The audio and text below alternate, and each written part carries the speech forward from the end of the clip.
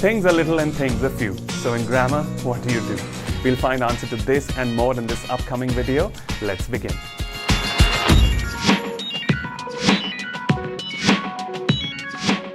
Alright, so we begin with little, a little, and the little. Let's start with the usage right away. And the usage, in fact, is the one feature which is common amongst the three determiners. That's to say that you use little, a little, and the little along with singular uncountable nouns, which are all the things that you cannot count. So essentially you have your liquids, your powdery materials, and so on. Some examples being little milk, little sugar, little coffee, little oil, little butter, and so on.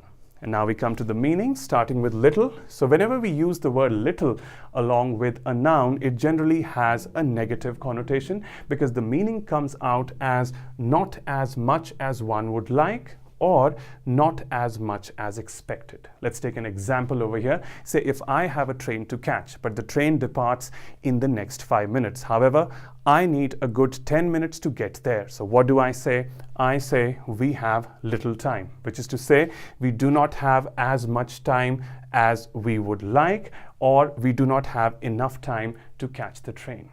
As opposed to this, we come to a little. Now, whenever we use the expression a little along with a noun, it has a positive ring to it. And the reason for that is that its meaning comes out close to some, or better than nothing, or more than expected. Let's once again reconsider that scenario.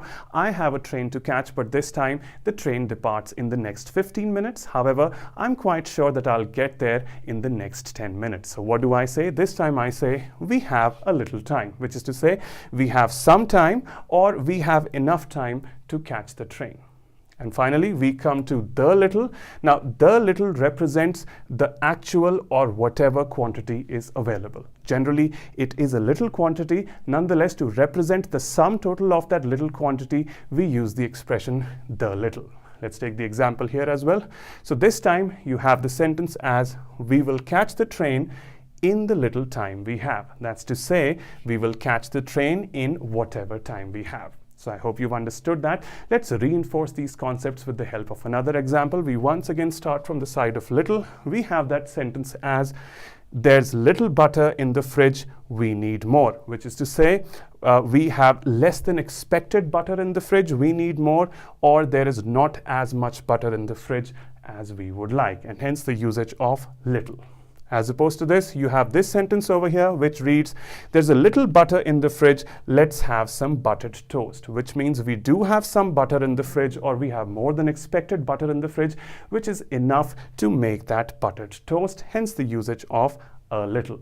We finally come to the little, and the sentence goes, Jerry ate the little butter we had. I'm afraid we can't have buttered toast. And this is to say that Jerry ate whatever quantity of butter we had, so I'm afraid we can't have buttered toast. And there you have it.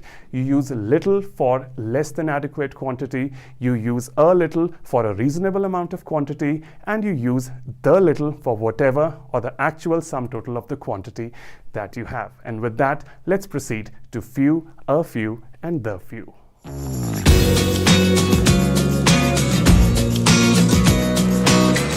Alright, so we begin with few, a few, and the few. And the good news over here is that these three determiners function in the exact same fashion as little, a little, and the little, with one important exception, which is that while little, a little, and the little work along with singular uncountable nouns, you have few, a few, and the few, which only function along with plurals. Let's understand that better with the help of some meanings. So we begin with few over here. Now few functions exactly like little, and the reason for that is that whenever you use the expression few along with a plural noun in a sentence, it has a negative connotation because it suggests the fact that things are not as many as one would like, or they are not as many as expected. Let's understand that better with the help of a scenario.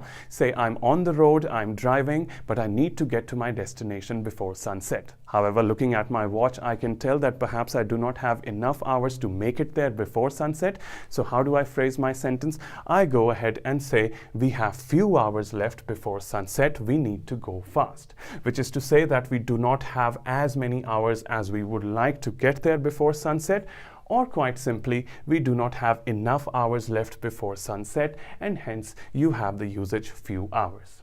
As opposed to this, we come to a few. Now, a few functions exactly like a little, and the reason for that is that whenever you use the expression a few in a sentence along with a plural noun, it has a positive connotation because its meaning lies close to some, better than nothing, or more than expected. Let's go back to that scenario once again. I'm on the road, I'm driving, but this time I'm sure that I have enough hours on me to make it to my destination before sunset. So this time, how do I phrase my sentence? I go ahead and say, we have a few hours left before sunset, we'll get there. Which is to say that we do have some hours left before sunset, we'll get there, and hence you have that usage as a few.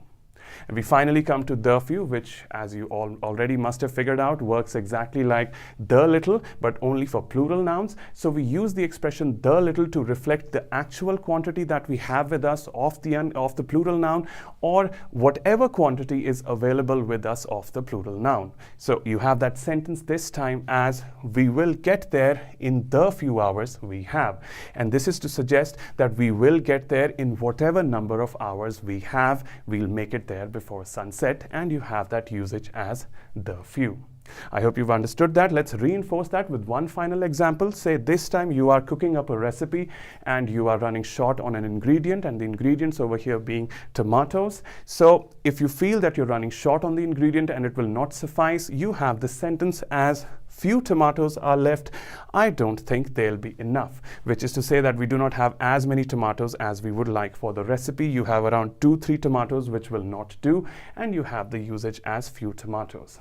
As opposed to this, you have a sentence with a few, which reads, a few tomatoes are left, I think they'll do nicely. So this time, let's assume you have 4 to 5 tomatoes, which will suffice for the recipe. So you have the sentence as a few tomatoes.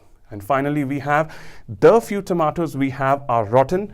I'm afraid we can't go further with the recipe. And this is to say that whatever amount of tomatoes we have are rotten, and hence we cannot go further with the recipe, and you have that usage as the few.